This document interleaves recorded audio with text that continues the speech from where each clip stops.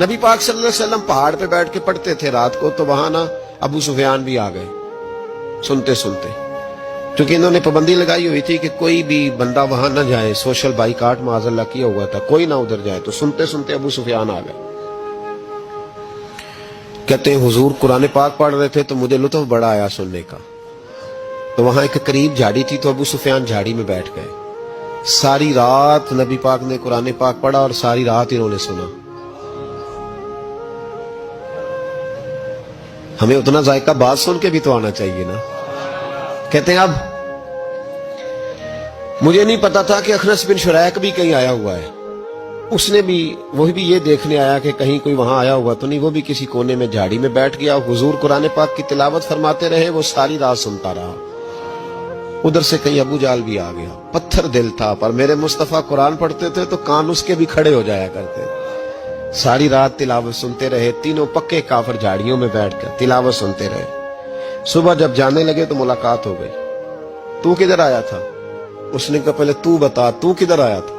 میں تو آیا تھا دیکھوں کوئی آیا تو نہیں، میں تو کدھر؟ اس نے کہا میں بھی یہی دیکھنے آیا تھا کہ یہاں کوئی آتا جاتا تو نہیں۔ ابو جال زیادہ شاطر تھا، کہنے لگا خبردار کل کوئی نہ آئے، آج تو آ گئے کل نہ ہونا۔ اللہ اکبر۔ لیکن جہاں دل لگا ہوتا ہے نا وہاں دل کھینچا چلا جاتا ہے، دل جہاں لگ جاتا ہے نا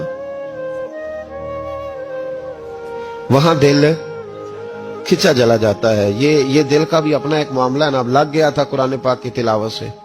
کہتے ہیں رات کو اپنی چارپائی پہ لیٹے، درد اگرچہ جان کو ذل ہے، میں کیا کروں میرا دل ہے، غمیش کا اگر نہ ہوتا تو غم روزگار ہوتا، اور وہ مزہ آتش نے کہا تھا، وہ مزہ دیا ہے تڑپ نے کہ میری آرزو ہے یا رب میرے دونوں پہلوؤں میں دل بے قرار ہوتا۔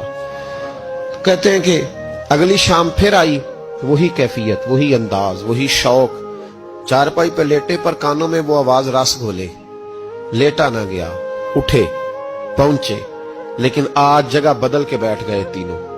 صبح ساری رات سنتے رہے محبوب کی تلاوت، صبح اٹھے تو پھر چوک میں ملاقات ہو گئی، تو کدھر آیا تھا، تو کدھر؟ ابھی بات ہونے۔ ابو جال ذرا زیادہ شاطر تھا، کہنے لگا میں تو تم دونوں کا خیال کرنے آیا تھا، کہیں تم دونوں تو نہیں آئے، یہ دیکھنے کے لیے آیا تھا۔ اللہ اکبر۔ 3 دن مسلسل آتے رہے اور میرے مصطفیٰ کریم کا ساری رات قرآن پاک سنتے رہے۔ اب اخنس بن شریک کہتے ہیں کہ میں پورا قریب آ گیا، میرا دل کہتا تھا کہ یہ سچے ہیں۔ کہتے میں نے تیسرے دن مشورہ کیا، میں نے کہا یار پتہ تجھے بھی ہے مجھے بھی ہے کہ نہیں آنا، پر ان کی آواز ایسی ہے، وہاں لذت ایسی ہے، نہیں نہ رہا گیا تجھ سے بھی۔ مان کیوں نہیں جاتا کہ ساری باتیں اپنی جگہ پر ان کی بات کانوں سے ہو کے دل میں اترتی چلی جاتی ہے، مانتا کیوں نہیں؟ اخنس بن شریک کہتے میں پورا قریب آ گیا، پر ابو جال نے مجھے پھر گمراہ کیا۔ کہنے لگا یار یہیں رہے ہیں، بچپن بھی یہیں گزارا ہے، معاذ اللہ 2 ہاتھ ہیں 2 آنکھیں ہیں، سارا کچھ وہی ہے، کان پٹیاں سفید ہوئی ہیں تو کہتے میں اللہ کا نبی ہوں معاذ اللہ۔ اس نے وسوسہ اندوزی کی تو کہتے میں پھر بیک ہو گیا۔ آپ کیوں نہیں اس شخص کو جانتے جو وسوسہ اندوزی کرتا ہے؟ آپ اس جگہ کیسے چلے گئے جہاں وسوسہ اندوزی ہوتی ہے؟ یاد رکھیں اس جگہ جائیں جہاں جانے سے دل صاف ہوتا ہے، جہاں جانے سے دل کا زنگ اترتا ہے، آپ کے وسوسے دور ہوں گے۔ وہاں جائیں جہاں ایمان کی، یقین کی، تیقن کی دولت بڑھتی ہے۔ کیوں وہاں جاتے ہو جو بیک کر دیتا ہے؟